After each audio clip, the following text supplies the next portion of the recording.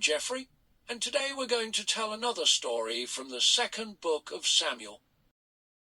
We have our channel in Spanish. The link will be left in the description. We also have our arts and crafts videos. This story can be found in 2 Samuel chapters 15 through 18. Let's hear the story. David had several sons by different wives. Absalom was his third oldest son. David's oldest son was called Amnon. Absalom's mother was the daughter of the king of Geshur. Absalom also had a sister called Tamar. There was big trouble in the family when Amnon dishonored Tamar. When Absalom found out what had happened to his sister, he plotted revenge. 2 years later, Absalom got his servants to get Amnon drunk and then murdered him. King David mourned many days for his son. Absalom fled to hide in the land of Geshur for the next 3 years. David, although longing to see Absalom again, could not forgive him. Joab, commander of David's armies, tried to resolve the problem by inviting a wise woman to see David. The woman arrived dressed as a widow in mourning clothes. "I had 2 sons," she explained, "but they got into a fight and one killed the other. Now everyone is saying, 'Hand over the son who murdered so we can put him to death for taking the life of his brother. This son is all I have. Go home and I will issue an order to stop them killing your son," said David. The wise woman then said, "When the king says this, does he not condemn himself? For the king has not brought back his missing son." David summoned Absalom to come back to Jerusalem, and although he would not see him immediately, he later sent for Absalom. Absalom arrived and bowed face down before his father, who kissed him. Absalom became very proud. He provided himself with chariot and horses and 50 men to run ahead of him. Everyone praised him for his handsome appearance. Absalom was particularly proud of his hair, which he cut once a year. The weight of the cut hair was 200 shekels, equivalent to 2.2 kilograms or 5 pounds. Absalom would sit by the city gate to meet those coming to the king for a judgment. He would say, "I can see that you are right in this matter. It is a shame the king doesn't have anyone to assist him in hearing these cases." Absalom added, "I wish I were the judge." And when anyone came to bow to him, Absalom wouldn't let him, but shook his hand instead.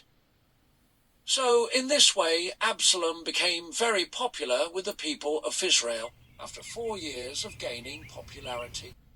Absalom plotted to become king instead of his father David.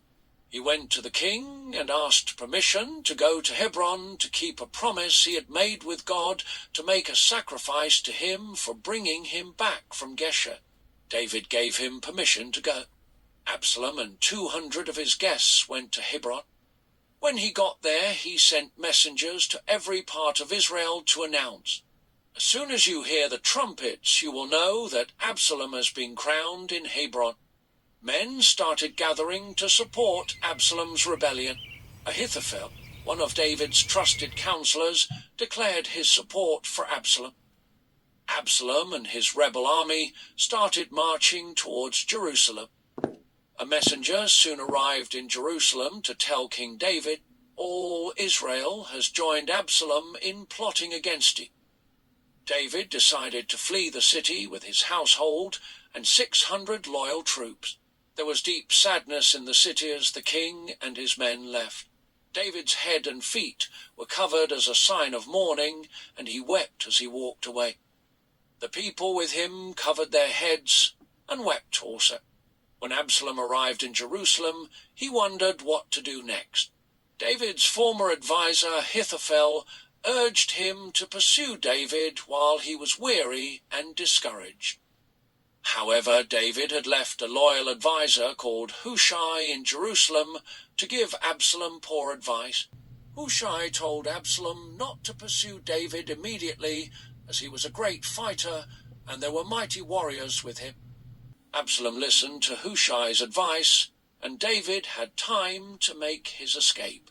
Ahithophel, publicly shamed when Absalom didn't listen to him, returned to his hometown and killed himself. David made it to Mahanaim, where people brought him provision. He organized his army under the command of Joab, Abishai, and Ittai. They insisted David did not go into battle with them. Absalom and his troops advanced to find David, and battle broke out in the forest of Frum. The battle raged throughout the forest, and 20,000 men were killed. During the battle, Absalom came across some of David's troops and fled on a mule.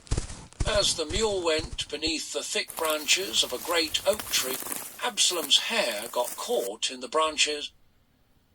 His mule went on, leaving him dangling in the air. Joab.